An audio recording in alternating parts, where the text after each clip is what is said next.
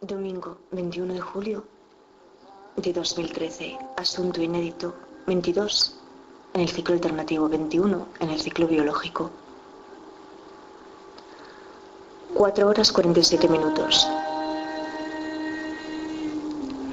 De los contenidos estéticos de los universos genómicos de Carlos López Otín en Villaviciosa, hay otra manifestación artística que no se nos puede olvidar mencionar y que a su juicio le parece la mejor muestra de arte contemporáneo posible, y que es el paisaje genético de la leucemia linfática crónica, un tumor líquido en el que se nos muestran todos aquellos genes del genoma humano que en la célula tumoral se encuentran mutados y en qué proporción estadística, que a mi juicio también, y no me importaría de ningún modo perderme durante horas en él contemplándolo, lo que se entiende por abstracción. Lo que es difícil, me lo parece, y mucho, es que el argumento que él maneja alcance la conciencia de las personas que conforman con su comunidad.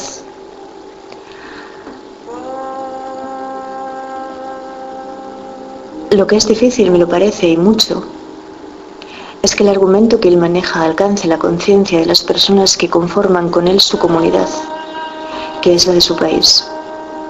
Porque da igual que les expliques que a nivel científico, el laboratorio de Oviedo, al conseguir este trabajo, era como un equipo de segunda división que accede a la Eurocopa, si el conocimiento no le interesa prácticamente a casi nadie. Aquí no entra nadie que no sepa geometría, que era en griego el lema que aparecía inscrito en el frontispicio de la Academia de Atenas, donde Plutarco se versó en filosofía, retórica y matemáticas. Curiosamente, sobreviviendo mucho más allá de la era democrática, porque aunque se tome como referente la Constitución de Solón en el año 594 a.C., la tiranía de Pisístrato supone un corte radical en el proceso democrático, hasta Clístenes, en el 509 a.C., que da lugar al comienzo de la era, en la que la figura de Fialtes de Atenas también será relevante, perdón, de Pericles, cuyo nombre significa rodeado de gloria, se rememorará con su siglo de oro por encima de todos. Coetáneo del historiador Tucídides, discípulo de Anaxágoras de Clasomene, un presocrático esencial, y Zenón de Elea, aquel de la tortuga que no sabíamos si al final era el mismísimo gato de Schrödinger, amigo personal del escultor Fidias, y siglo en el que brillaron los dramaturgos Sófocles y Eurípides. Democracia que se defenestra hacia el 322 a.C., cuando la hegemonía macedonia de Alejandro Magno, hijo de Filipo II, inaugura el periodo helenístico que se prolongará hasta el reinado de Cleopatra VII, de la dinastía tolemaica, que se iniciará con Ptolomeo I Sóter, un general de Alejandro.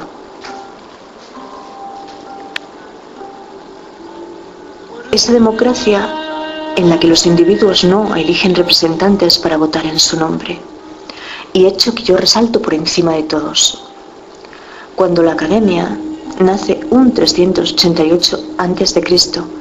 y perdurará hasta ser clausurada en el 529 por Justiniano, emperador del Imperio Romano de Oriente, momento en el que pasa a encontrarse supeditada bajo el control estatal, que consigue así su extinción en procura de la extinción del paganismo de esta escuela de pensamiento, donde la fe fundamentalista solo podía obedecer a la descrita en el credo niceno, una declaración dogmática de los contenidos de la fe cristiana. Así que por concretar,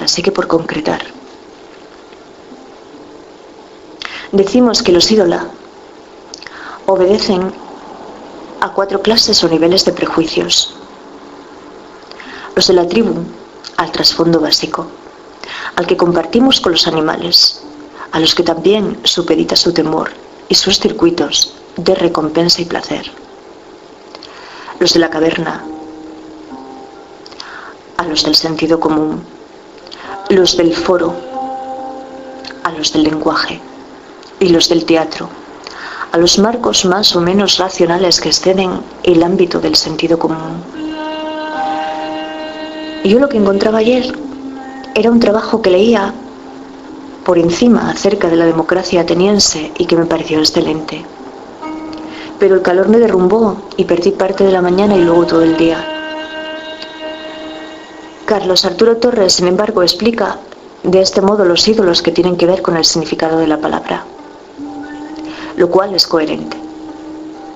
Bien es sabido que Bacon llamaba ídolos del foro a aquellas fórmulas o ideas, verdaderas supersticiones políticas, que continuarán imperando en el espíritu después de que una crítica racional ha demostrado su falsedad, el poder de las palabras que tanto lo inquietaba. Por otra parte, la profesora Uribe afirma que antes de los griegos y en otros pueblos como los vikingos existieron sistemas igualitarios, pero que mutaron cuando estos pueblos fueron cristianizados. Y explica que en la tribu se alcanzaban consensos, pero que eso era algo que de todos modos estaba mediado por la jerarquía y la autoridad del clan.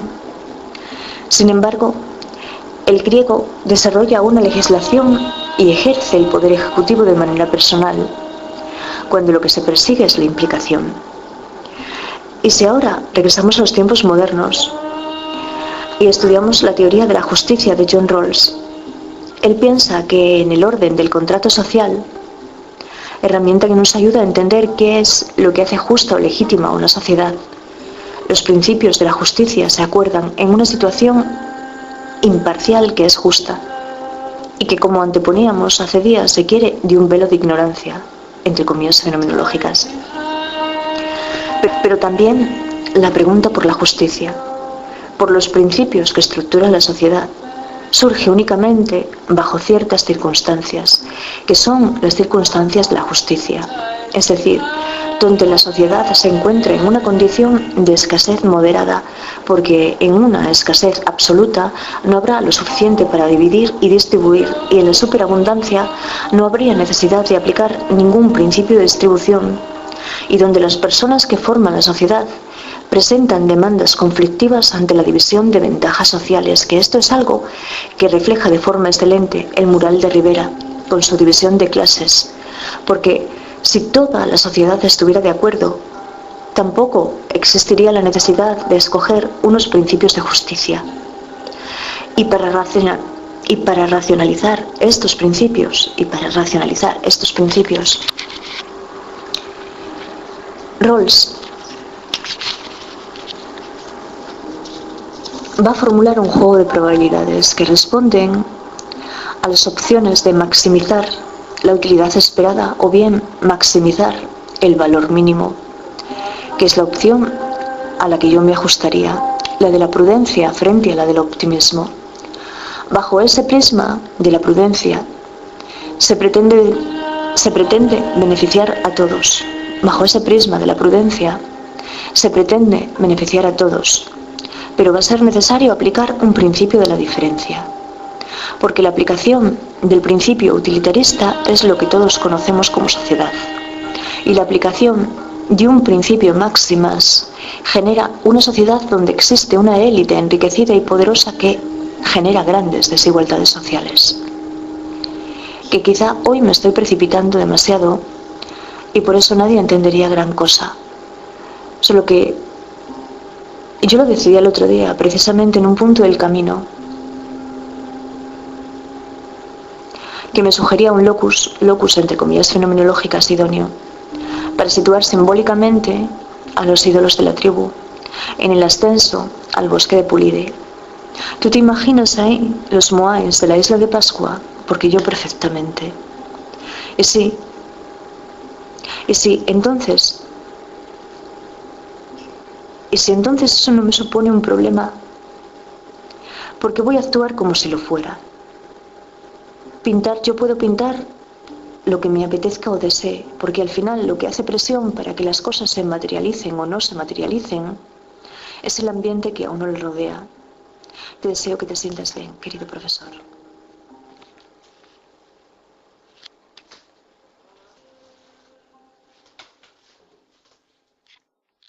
y que a su juicio le parece la mejor muestra de arte contemporáneo posible, y que es el paisaje genético de la leucemia linfática crónica, un tumor líquido en el que se nos muestran todos aquellos genes del genoma humano que en la célula tumoral.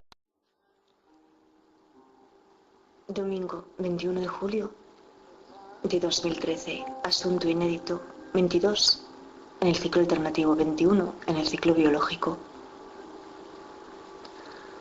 4 horas 47 minutos. Se encuentran mutados, y en qué proporción estadística, que a mi juicio también, y no me importaría de ningún modo perderme durante horas en él contemplándolo. Lo que se entiende por abstracción. Lo que es difícil, me lo parece, y mucho, es que el argumento que él maneja alcance la conciencia de las personas que conforman con su comunidad.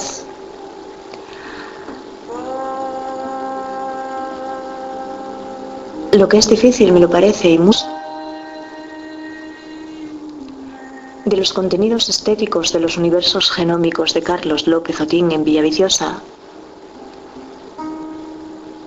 Hay otra manifestación artística que no se nos puede olvidar mencionar.